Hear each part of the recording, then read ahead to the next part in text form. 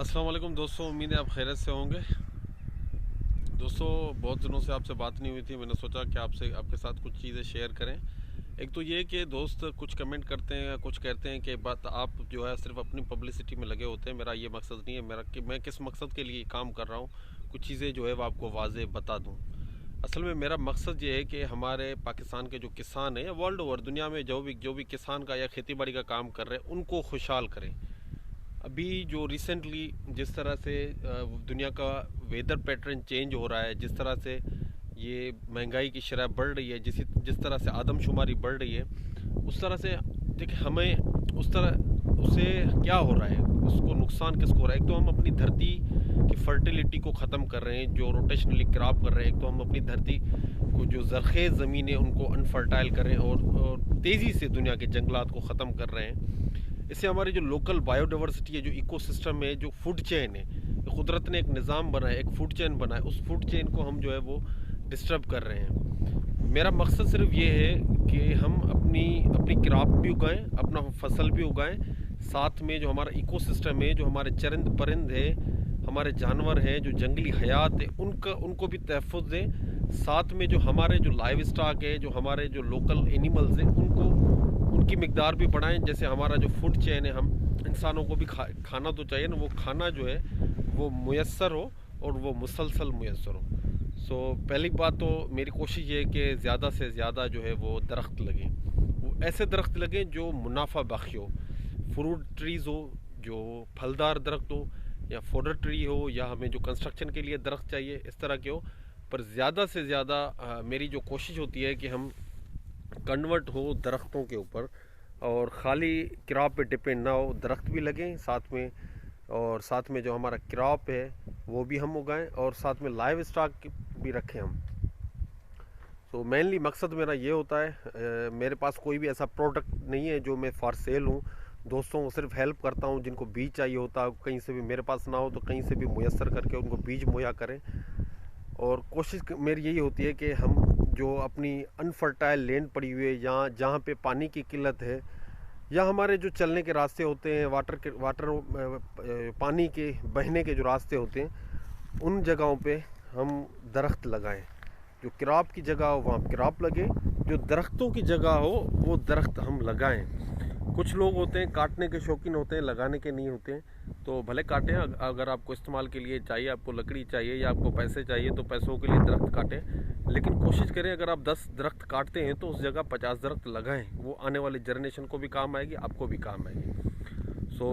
Mainly मेरा motive यही होता है, और मेरा जो फोकस है वो ज़्यादातर चारे वाले दरख्तों के ऊपर है।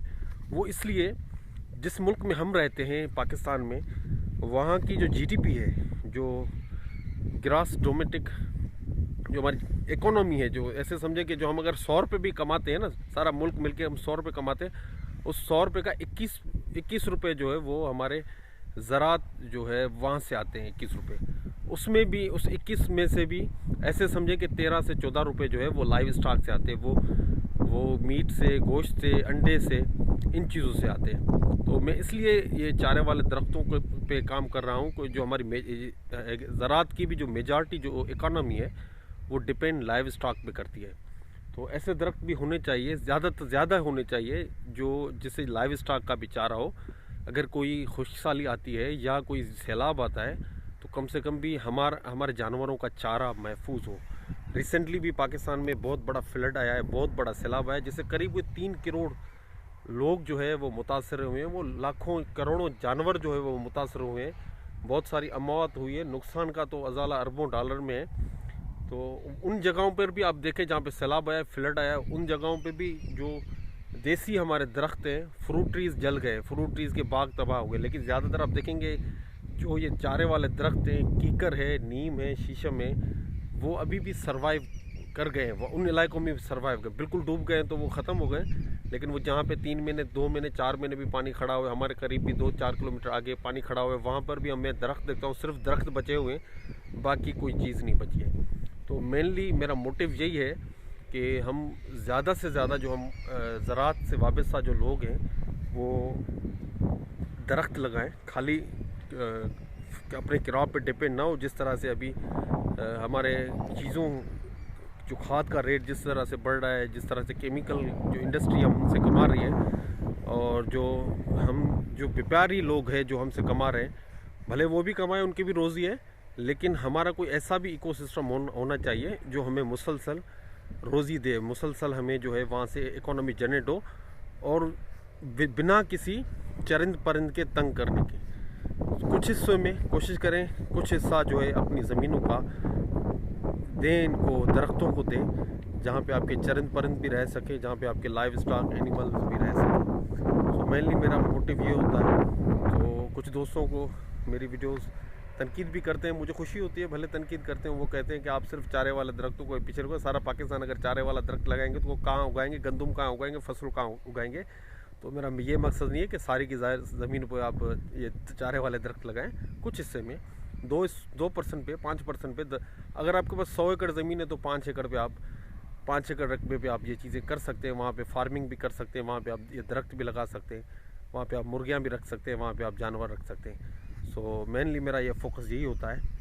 तो दोस्तों, ये मेरे ख्याल में वीडियोस भी काफ़ी बड़ी हो गई है, और आज दुआ में याद रखिएगा। इंशाल्लाह बात होती रहेगी आपसे। कुछ मसरूफियात की वजह से मैं ज़्यादातर बिज़ी था, तो 2-3 महीने से आपको वीडियोस नहीं दे रहा था। तो मेरी वीडियोस का मकसद सिर्फ यही है कि आप जो है मेरी वीडियोस की तवज्जो से ही कुछ दरख्त लगा दें, उस नेकी का हिस्से में हमें भी शामिल करें। जज़ाकल्लाह दोस्तों, इंशाल्लाह फिर बात करते हैं अगली वीडियो में। दुआ में याद।